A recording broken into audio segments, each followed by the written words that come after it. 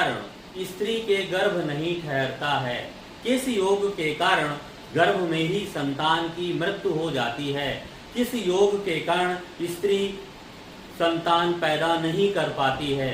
दोस्तों, मैं आचार्य नरेंद्र कुमार दीक्षित, नाड़ी ज्योतिष विशेषज्ञ, नाड़ी ज्योतिष टीचर, आज आप लोगों के समक्ष एक नई केस स्टडी के साथ, एक नए उपाय के साथ उपस्थित हूँ। मित्रों, सर्वप्रथम माता भगवती को प्रणाम करते हुए, परम पूज्य गुरुदेव को प्रणाम करते हुए आज की वार्ता का प्रारंभ कर रहा हूँ। किस योग के कारण स्त्री के गर्भ में संतान नहीं ठहरती है? यदि ठहर जाती है तो कम से 7-8 महीने में भी मिसकैरेज हो जाता है। बार बार मिसकैरेज होने के क्या योग होते हैं? किन योगों के कारण, बुरे योगों के कारण स्त्री या पुरुष को संतान का सुख नहीं मिल पाता है? कहते हैं माता पिता के, पति पत्नी के प्रेम की जो पराकाष्ठा होती है वही संतान होती है।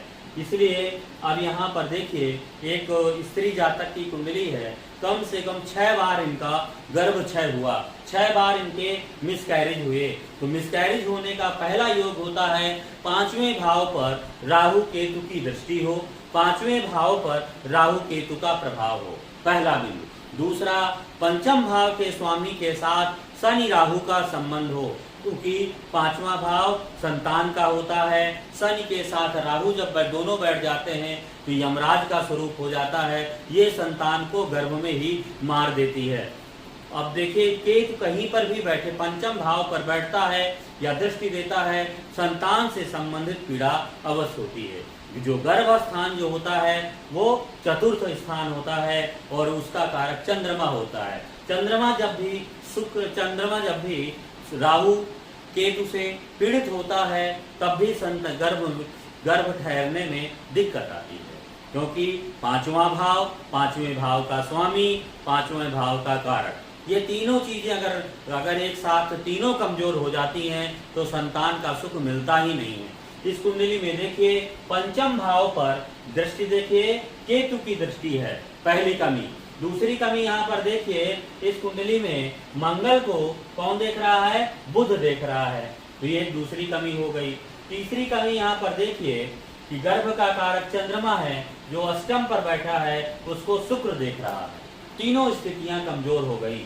इस वजह से बार बार स्त्री के गर्भपात होते रहे, मिसकैरेज होते रहे, एक लंबे समय तक बड़ा संघर्ष किया। कहते हैं मित्रों, कुछ चीजें पूर्व जन्म के कर्मों के कारण प्राप्त होती हैं, प्रारब्ध के कारण प्राप्त होती हैं। पहला, संतान का न होना। दूसरा, अत्यधिक प्रयास करने के बाद सफलता नहीं मिलना। तीसरा, विकलांग होना। चौथा, कलह प्रिय पति या पत्नी का मिलना। ये जो 4 चीजें होती हैं ये प्रारब्ध के द्वारा ही निश्चित होती हैं। तो संतान भी प्रारब्ध के द्वारा निश्चित होती है। संतान पर किसकी दृष्टि है? केतु की दृष्टि है। संतान भाव पर मंगल मेष का बैठा है, पंचमेश होकर के बैठा है, लेकिन उसको किसने देख लिया? बुध ने देख लिया, तो कमजोरी हो गई। और चंद्रमा का प्रभाव भी चतुर्थ भाव पर है, इसलिए यहाँ पर भी मंगल कमजोर हो रहा है। अब देखिए, चंद्रमा जो है, जो गर्भ का कारक है, उस पर शुक्र की पूर्ण दृष्टि पड़ रही है और गुरु भी यहाँ पर नीच राशि का बैठा हुआ है। ये स्थिति दर्शा रही है कि इसको संतान का सुख नहीं है, इसको बार बार मिसकैरेज होते रहे। जब अंतिम बारी हमारे पास आई तब इनको हमने एक उपाय बताया, उपाय का फॉलो अप कराया, तब जाकर के कहीं संतान गर्भ में ठहर सकी। अब यहाँ पर सबसे मुख्य कारण संतान का जो होता है, हमारी नाड़ी ज्योतिष कहती है संतान का मुख्य कारक सूर्य होता है। सूर्य यदि 6, 8, 12 भाव में बैठा हो, वृश्चिक राशि में बैठा हो और शनि राहु के साथ बैठा हो, सूर्य के 2 दुश्मन एक साथ बैठे हो, तो संतान को टिकने में बड़ी दिक्कत आती है। संतान को गर्भ पर ठहरने में बड़ी परेशानी आती है। ठहर जाती है तो पुत्र का दीर्घ जीवन मिलने में भी बड़ी दिक्कत होती है। पुत्र के जीवन में संकट बना रहता है। यहाँ पर देखिए, सूर्य जो है, सूर्य कहाँ पर बैठा है? द्वादश पर बैठा है। शुक्र और शनि उसको देख रहे हैं। शुक्र शनि के साथ बैठा है तो सूर्य की ताकत जो है कमजोर हो गई। अष्टमेश भी उसको देख रहा है, ये भी कमजोरी कर रहा है। सूर्य के आगे केतु बैठा है, ये भी सूर्य का रास्ता कहीं ना कहीं कमजोर कर रहा है। आप देखिए सूर्य जब पीछे से आया तो यहाँ से राहु के बाद से सूर्य को बहुत अच्छे ग्रहों का सपोर्ट नहीं मिला हुआ है। तो ये कह सकते हैं इनको संतान से संबंधित पीड़ा थी, बार बार गर्भक्षय हो रहा था। मित्रों, इस समय हम समाधान पर चल रहे हैं। हम अपने इस चैनल को जन जन तक पहुंचाना चाहते हैं। हम चाहते हैं कि कम से कम कोई भी परेशान हो, जिसको संतान गर्भ न ठहर रहा हो, उनको ये उपाय कराने चाहिए। आपको चमत्कारिक लाभ मिलेगा। पहला जो है गर्भ रक्षा मंत्र यंत्र होता है। गर्भ रक्षा यंत्र है, इसको क्या करना है, अष्टगंध भोजपत्र में अष्टगंध से अनार की कलम से लिख लेना है। लिखने के बाद धूप दीप दिखा देना है। उसके बाद स्त्री के कमर में बांध देना है। इससे क्या होगा, जो दिक्कत, जो गर्भ बार बार गिरता है, नहीं ठहरता है, गर्भ ठहरने लगेगा। यहाँ पर उसको ये मंत्र बड़ा ही सशक्त है यंत्र और बहुत शक्तिशाली है। इसका प्रयोग हमने अपने जीवन में बहुधा बहुत अच्छी तरह से देखा है। इसका हमने कई बार प्रयोग किया है।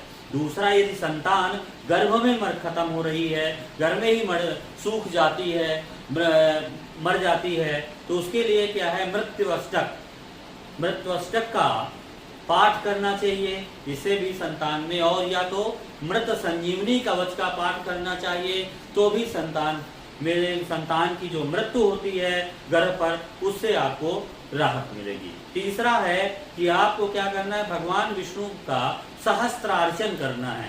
सहस्त्रार्चन ऐसे होता है कि कई सामग्रियां, 10 से 12 सामग्रियां आप ले लेते हैं और उनको 100 मात्रा में, जैसे 100 बतासे ले लिए, 100 दूर्वा ले ली, दूर्वा के डंठल ले लिए, अगरबत्ती ले ली, तो पूजा की लगभग 10 सामग्री को 100 क्वांटिटी में ले करके फिर भगवान पर अर्पित किया जाता है। एक सहस्त्रार्चन से भी बहुत लाभ मिलता है। और एक अगला बिंदु जो हम बता रहे हैं गर्भ का, मुख्य गोपालाक्षय स्तोत्र का पाठ बहुत लाभदायक होता है। यदि पंचमेश अष्टमेश के साथ बैठा है, पंचम भाव का स्वामी अष्टम भाव के स्वामी के साथ बैठा है, राहु केतु उसको देख रहे हैं, तो रुद्र सूक्त का पाठ पुरुष या महिला के द्वारा नित्य सुबह और शाम करते रहना चाहिए। अब एक महत्वपूर्ण और एक उपाय आपको बताते हैं कि हमारे धर्म ग्रंथों में कर्म कांड में 10 धेनु देने की प्रथा थी। 10 धेनु देने की प्रथा का तात्पर्य यहाँ पर यह है कि आपको पूजा की 10 सामग्रियां, जैसे पंचामृत है, और जैसे दूध, दही, घी, चीनी, शहद और फल और अगरबत्ती, मीठा, पान, बतासा, इस तरह 10 सामग्रियां लेंगे थोड़ा, और एक इकट्ठा करके किसी ब्राह्मण को, किसी गरीब को दान कर देंगे। इस तरह कम से कम 3 बार करना है और सोमवार को ही करना है। सोमवार को करना है या बुधवार को करना है। इस तरह आप करेंगे तो भी आपको बड़ी राहत मिलेगी। मित्रों, इन उपायों के द्वारा आप अपने जीवन को सुधार सकते हैं और आपको भी संतान का सुख प्राप्त हो सकता है। बिल्कुल सटीक उपाय आपको बताए हैं, एक बार उपयोग और करिएगा। जाते जाते एक और उपाय बताए जाता हूँ। कहते हैं कि लाल कपड़ा जो होता है, लाल धागा, जब स्त्री गर्भ ठहर जाए स्त्री के, तब उसको दाहिने हाथ की भुजा में एक लाल धागा अवश्य बांध देना चाहिए। और वहीं पर क्या करना है, काले कपड़े में 2 लौंगों को, केवल 2 लौंगों को बांध देना है। देखिएगा कुछ समय बाद संतान के ठहरने से संबंधित, गर्भपात से संबंधित कोई भी समस्या होगी, उससे आपको राहत मिल जाएगी। और मैं यहाँ पर चिकित्सीय परामर्श चिकित्सा के लिए नहीं कह रहा हूँ। आप लोगों को जो भी आपका चिकित्सा चल रही है, उस चिकित्सा पद्धति को अपनाना है। ये तो केवल सहायक उपाय हैं। इन दोनों को जब एक साथ आप मिला देंगे, परिणाम बहुत अच्छे होंगे। सभी को जय माता दी।